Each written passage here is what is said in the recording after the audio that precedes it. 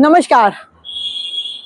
प्रयागराज में इस साल का सबसे बड़ा प्रयागराज के अंदर कुंभ मेला चल रहा है, जहां पर इस बार काफी लोगों ने यहाँ पर यानी कि काफी संख्या में यानी कि जो एक आंकड़े निकल करके 60 करोड़ लोगों ने इस बार टोटल स्नान किया, जिसमें अलग अलग जो तिथियां पड़ी, जैसे मकर संक्रांति हुई, अमावस हुई, बसंत पंचमी हुई, किसी पे 3 पे, किसी पे 2 करोड़ पे। तो इस तरीके से करके कुल जो संख्या निकल कर आई है वो 60 करोड़ की आई है। 14 जनवरी को ये स्नान शुरू हुआ और अब ये 26 महाशिवरात्रि वाले दिन ये समाप्त होने जा रहा है और ये बिल्कुल लास्ट 2 दिन बचे हैं। और इस बार भी क्या उम्मीद की जा रही है कि इस बार भी बहुत संख्या में लोग वहां स्नान करने के लिए आएंगे।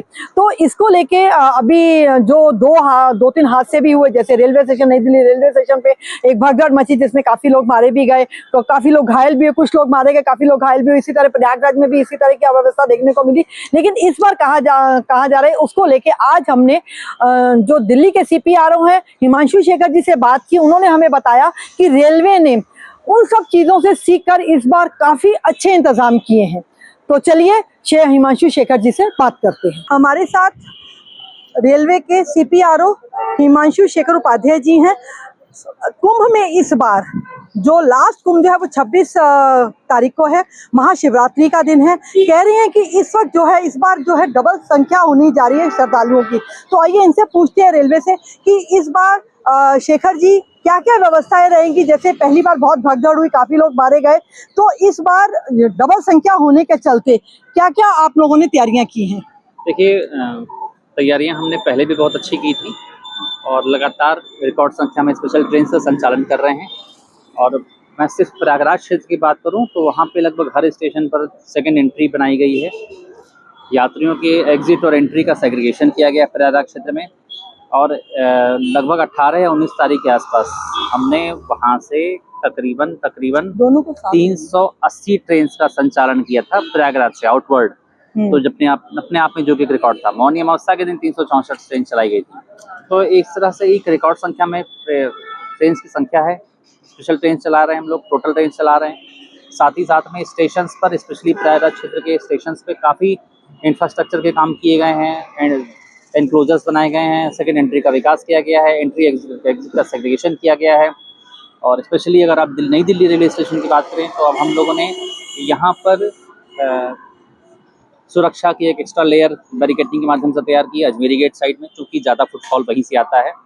इसके अलावा हम लोगों ने जो भी स्पेशल ट्रेन जा रही हैं कुंभ मेला के लिए, उन सबको प्लेटफॉर्म नंबर 16 से चला रहे हैं हम लोग, जिससे कि जो भी यात्री उसमें जाएं उनको सीढ़ी, फुटओवर ब्रिज या FOB फुटओवर या एस्केलेटर वगैरह न चढ़ना उतरना पड़े। इसमें समस्या होती है यात्रियों को। दूसरी बात क्या किया है कि एक बड़ी इंक्लोजर एरिया का विकास किया है, जिससे कि सीधे कनेक्शन होगा प्लेटफॉर्म नंबर 16 का। इस इंक्लोजर में 15 अनरिजर्व टिकटिंग काउंटर हैं, 10 ऑटोमेटिक टिकट वेंडिंग मशीन है, 2 पूछताछ केंद्र हैं। उसके अलावा ट्रेन इन्फॉर्मेशन बोर्ड है, real time train information board है, जहां मैनुअली ट्रेन पोजीशन अपडेट की जाती है। खाने पीने की व्यवस्था है, पैक ड्रिंकिंग वाटर भी है और टैप वाटर भी है।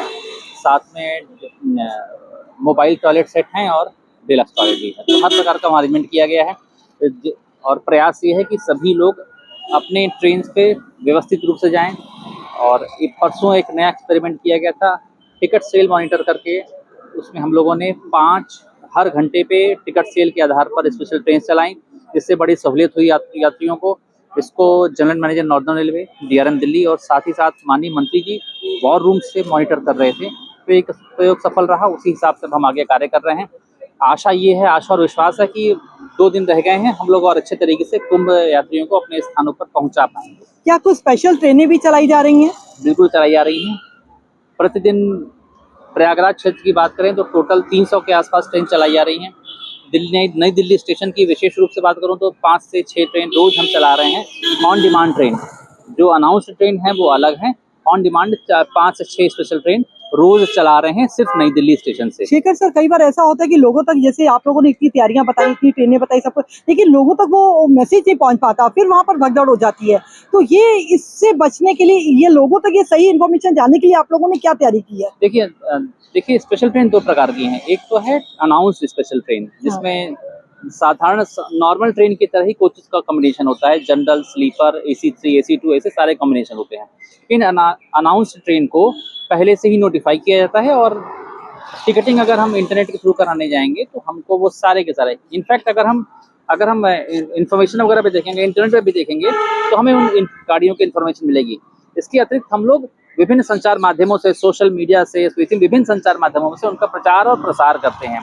इसके अलावा एक और ट्रेन होती है जिसे कहते हैं ट्रेन ऑन डिमांड। वो जनरल स्पेशल होती है, जनरल क्लास के कोचेज होते हैं, GS कोचेज होते हैं उसमें, तो उनको मौका देखकर जैसे ही डिमांड बढ़ती है, टिकट सेल का आंकड़ा देखकर उनको ऑन डिमांड चला जाता है। तो उनके लिए कोई बहुत आवश्यकता नहीं होती प्रचार प्रसार करने की, क्योंकि वो एट रैंडम तुरंत ऑन द स्पॉट चलाई जाती हैं। तो इस प्रकार से हम कोशिश ये करते हैं कि ज़्यादा से ज़्यादा लोगों, अगर आप लोग का भी सहारा लेते हैं, मीडिया का भी सहारा लेते हैं, ताकि ज़्यादा से ज़्यादा लोगों तक हमारे स्पेशल ट्रेन के बारे में जानकारी पहुंच सके। अच्छा, ऐसा होता है कि जैसे अभी महाशिवरात्रि का दिन आ रहा है तो लोग यहाँ से प्रयागराज से सीधा बनारस जाते हैं, तो वहाँ के लिए भी कुछ तैयारियां की हैं आप लोगों ने? देखिए, वाराणसी में भी और अयोध्या जी में भी, हाँ। क्योंकि जो दूर से लोग प्रयागराज आते हैं उनकी एक स्वाभाविक इच्छा होती है कि अयोध्या जी में जाके रामलला का दर्शन करें और काशी जाके बाबा विश्वनाथ का दर्शन करें। तो ऐसे में हम लोगों ने अयोध्या कैंट, अयोध्या धाम और वाराणसी के सभी महत्वपूर्ण स्टेशनों पर एनक्लोजर्स का विकास किया है, होल्डिंग एरिया का विकास किया है। साथ ही साथ में एंट्री एग्जिट भी वहाँ पर सेग्रीगेशन का पूरा प्रयास किया गया ताकि एंट्री एग्जिट सेग्रीगेट रहे। उसके अलावा CCTV कैमरे के माध्यम से वहाँ की भी लाइव मॉनिटरिंग की जा रही है। एक और विशेष प्रकार की ट्रेन हम चला रहे हैं जिसे कहते हैं सर्कुलर ट्रेन।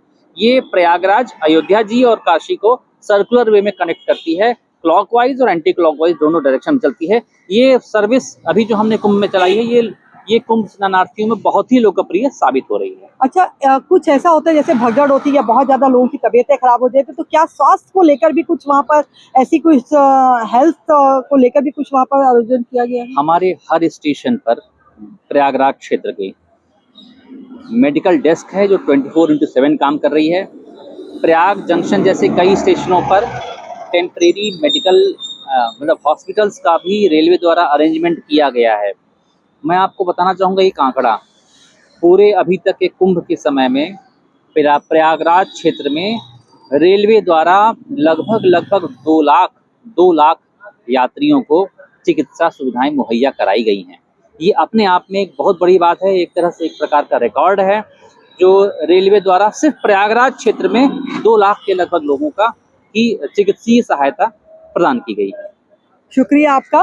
तो हमारे साथ थे शेखर जी, जिन्होंने बताया, बहुत अच्छे से बताया। बस लोगों को अवेयर होने की ज़रूरत है, लोगों को पता होना चाहिए कि जो सुविधाएं सरकार दे रही है, जो सुविधाएं रेलवे ने किया, आपको अलग से इसके लिए ट्रेनों का इंतजाम किया गया, सब कुछ किया, लेकिन आपके पास एक अवेयरनेस होनी बहुत ज़रूरी है। वहाँ पर स्वास्थ्य को लेकर भी अगर मान लीजिए किसी की तबीयत, क्योंकि रेलवे स्टेशन पर अक्सर देखा जाता है कि बहुत ज़्यादा भगदड़ हो जाती है, तो लोग वैसे भी सफोकेशन में आकर भी लोगों को हार्ट अटैक या इस तरीके का उनको महसूस होता है, यानी कि छाती में जलन या सांस ना ले पाना। तो इन्होंने कहा कि वहाँ पर हमने स्वास्थ्य से लेकर हेल्थ से रिलेटेड भी वहाँ पर सारे इंतजाम किए हुए हैं। हाँ, लेकिन लोगों को ये अवेयरनेस होनी चाहिए कि हमारे कौन सा स्टेशन पे कहाँ आ रही है, कहाँ नहीं आ रही है, उसको लेके भी वैसे इन लोगों ने पूरी जानकारी की। अपने लोग वहाँ पर बाहर रखे हुए हैं जो वहाँ पर आपको समय समय पर बताते रहते हैं।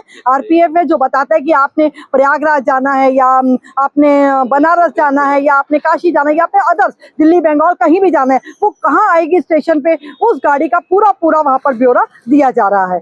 शुक्रिया। मैं अंजलि भाटिया, सनमार्ग से।